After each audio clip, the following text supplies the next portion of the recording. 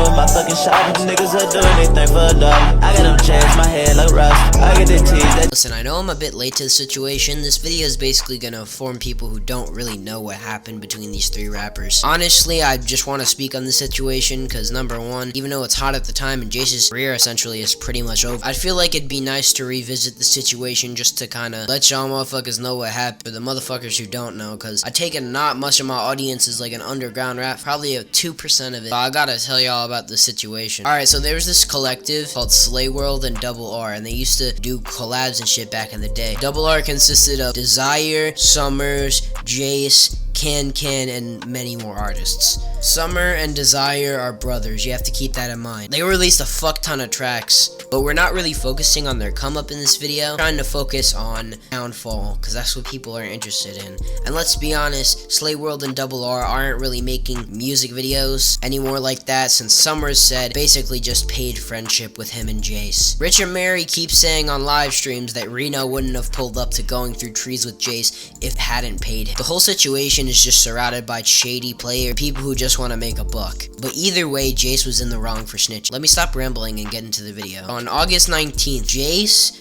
Desire, Summers, and TSM Beezy were going to rob a lean plug that owed him $1,000, which if I paid for a pint of walk cart, all hypothetical by the way, don't get me on legal shit, if I paid for a pint of walk cart, hypothetically, and I didn't get that shit, I'd be pissed, because that shit's like $1,000 to $400, depending on who you get it off. But in this scenario, Summers owed $1,000. For a respect limit, Jace, TSM Beezy, and Desire ended up trying to rob the lean plug. So they meet in an alleyway in his complex, and basically, Summers ends up pistol whipping the lean plug. The lean plug has his own strap, so he pulls it out. I think Jace takes that from him, starts pistol whipping him, and then fires a warning shot in the air. Then they kind of scattered and regrouped back at the condo. A day later, the board of condos probably got a notice that, hey, there was a fucking shot fired, probably an aggravated robbery. They picked up Jace first because he wore a white beanie that was in a Say Cheese TV interview. So they knew it was at the crime scene, and he's wore it before in many music videos, including Blush and many others. Picked him up, and immediately when they read him his Miranda rights, he started snitching.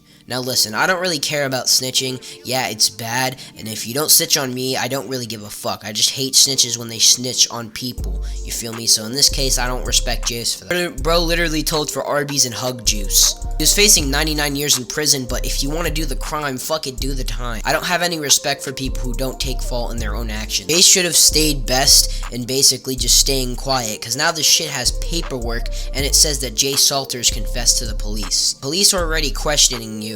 Stay silent, because they wouldn't be questioning you if they knew any. That would give you a little bit more time to stall for time. Think about what the fuck you're gonna do. Don't immediately confess shit. And when you're in the interrogation room, which I've been in before, they don't hold you there. Maybe for aggravated robbery they might. They don't hold you there, and you can normally leave within the same day. Jace mentions that he's fighting bigger charges than Reno and Can and TSM Beezy Zion. But the thing he doesn't get is that if you snitch, you still go to jail. You just get less time. It's not a get out of jail free. Now he's homeless and sleeping with roaches like he deserves. Tried to screw over Summers, but ironically, this gave Summers and the rest of his crew, essentially Double R, a boost in their career.